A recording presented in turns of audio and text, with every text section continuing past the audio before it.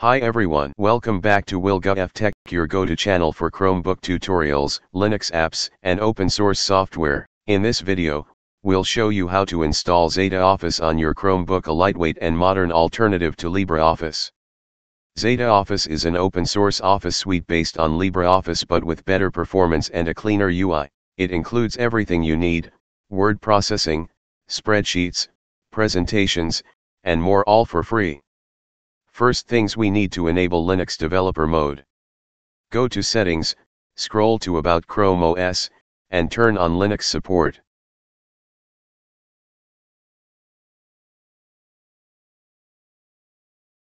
Next, open your Linux terminal and enter the following commands one by one.